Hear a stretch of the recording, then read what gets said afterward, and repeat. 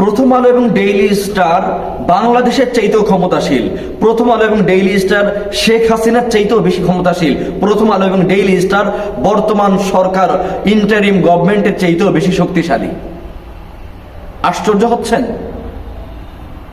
আমার তো এখন মনে হচ্ছে শেখ হাসিনার কোনো দোষ ছিল না, কারণ শেখ হাসিনাকে বাধ্য করছে দেশপ্রেমিক নাগরিকদের বিরুদ্ধে যুদ্ধ করতে। শেখ হাসিনাকে বাধ্য করা হয়েছে এই প্রথম আলো এবং ডেইলি স্টারের মাধ্যমে এই দেশের বিরুদ্ধে ষড়যন্ত্র করতে। কে করেছে? ভারত করেছে। এখন যেমনটি করছে ইন্টারিম গভর্নমেন্ট, ভারত একই কাজ করছে এই প্রথম আলো এবং ডেইলি স্টারের মাধ্যমে। ইন্টারিম গভর্নমেন্টকে ঘাড় ধরে কান ধরে দেশপ্রেমিক নাগরিকদেরকে গ্রেফতার করতে বাধ্য করছে। দেখেন, শহীদ শরীফ ওসমান হাদির মতো এরকম মহান নেতাকে হত্যা করেছে যারা, তাদেরকে এখন পর্যন্ত গ্রেফতার করতে পারেনি। তাদের এখন সঠিক কোনো তথ্য এই গোয়েন্দা সংস্থা দিতে পারেনি, এই সরকার দিতে পারেনি। কিন্তু যখনই প্রথম আলো এবং ডেইলি স্টারে হামলা হয়েছে, সাথে সাথে সেই সমস্ত হামলাকারীদেরকে এবং যারা এখানে যুক্ত ছিল তাদেরকে খুঁজে খুঁজে বের করছে। শুধুমাত্র তাদেরকেই নয়, বরং প্রথম আলো এবং ডেইলি স্টারকে যারা অপছন্দ করে, যেই সমস্ত ওলামায়ে কেরাম, যেই সমস্ত ইসলামিক অ্যাক্টিভিস্টরা তাদের বিরুদ্ধে লেখালেখি করে, কথা বলে, তাদেরকেও গ্রেফতার করছে।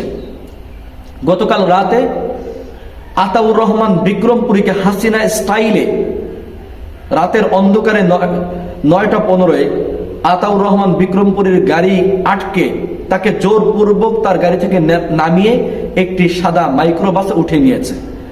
আজকে দুপুর পর্যন্ত তার কোনো হদিশ ছিল না। সারা বাংলাদেশ যখন আলোচিত হয়েছে, বিষয়টি ভাইরাল হয়েছে, তখন প্রকাশ করেছে যে তাকে বিশেষ ক্ষমতা আইনে 90 দিন আটক রাখবে। কত বড় আশ্চর্য বিষয়! এখন যদি এই সুযোগটা তার পার পেয়ে যায়, তাহলে এমন ঘটনা অহরহ করবে। দেখেন, এই ঘটনাটি হাসিনার আমলে প্রত্যেকটি গুম নাটকের সঙ্গে মিল পাওয়া যাচ্ছে। হাসিনার আমলে প্রত্যেকটি নাটক এইভাবেই তৈরি হতো। যেগুলো ভাইরাল হতো না সেগুলো গুম হয়ে যেত, আর যেগুলো ভাইরাল হতো সেগুলো প্রকাশ করে দিত যে আমরা তাকে এই কারণে, অমুক কারণে গ্রেফতার করেছি, তাকে এতদিন জেলে আটকে রাখা হবে, বা তার এতদিনের জেল মঞ্জুর করেছে। একই স্টাইলে হাসিনা কাজ করেছে।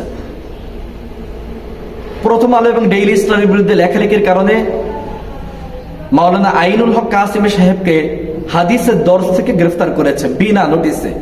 একের পর এক অসংখ্য ব্যক্তিদেরকে গ্রেফতার করছে এই ইন্টারিম গভর্নমেন্ট, এই ব্যর্থ প্রশাসন। এই ধরনের অপদার্থ, এই ধরনের ব্যর্থ, এই ধরনের কুলাঙ্গারদেরকে দিয়ে দেশ চলবে না। এই ধরনের ব্যর্থ দেশবিরোধী, ভারত প্রেমিক প্রশাসন, ভারত প্রেমিক গোয়েন্দা সংস্থা, ভারত প্রেমিক উপদেষ্টাদেরকে ঘাড় ধরে ধাক্কা দিয়ে এই দেশ থেকে বের করে দিতে হবে। উপদেষ্টা পদ থেকে ঘাড় ধরে বের করে দিতে হবে। তারা শহীদ শরীফ ওসমান হাদির হত্যাকারীদেরকে এখন পর্যন্ত গ্রেফতার করতে পারেনি, অথচ প্রথম আলো এবং ডেইলি স্টারের যারা হামলা করেছে তাদেরকে খুঁজে খুঁজে গ্রেফতার করছে, তাদেরকে শাস্তি দিচ্ছে।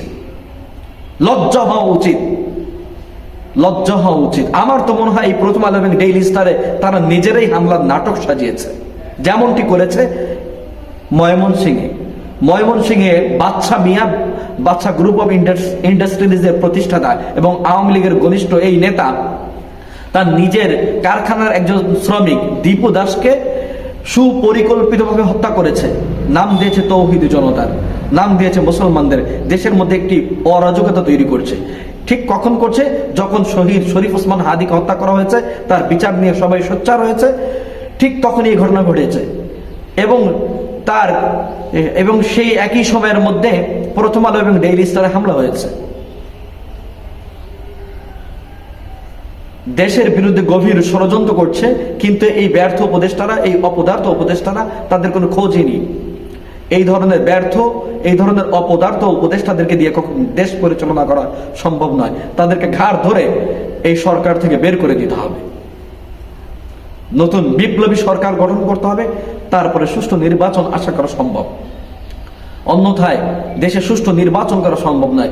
এই উপদেষ্টারা, এই সরকার হাসিনার আমলে গণ অভ্যুত্থানে যে অস্ত্রগুলো হারিয়েছে, সেই অস্ত্র উদ্ধার করতে পারেনি। একের পর এক হত্যাকাণ্ড ঘটছে, একের পর এক খুন হচ্ছে। আজ দেখলাম কোথায় যেন 5 জনকে খাস জমি নিয়ে ঝামেলার কারণে 5 জনকে গুলি করে হত্যা করা হয়েছে। এবং গতদিন দেখেছি এনসিপির এক নেতাকে তার মাথায় গুলি করেছে, শহীদ শরীফ ওসমান হাদিকে গুলি করা হয়েছে।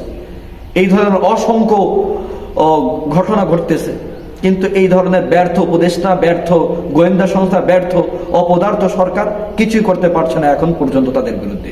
এই অস্ত্রগুলো উদ্ধার করতে পারছে না, কিন্তু প্রথম আলো এবং ডেইলি স্টারে যারা হামলা করেছে তাদেরকে গ্রেফতার করছে। নির্লজ্জ কথাকার, অপদার্থ কথাকার। এই অপদার্থ গোয়েন্দা সংস্থা, অপদার্থ দিল্লির গোলাম প্রশাসন দিয়ে কখনো সুন্দর দেশ গঠন করা সম্ভব নয়।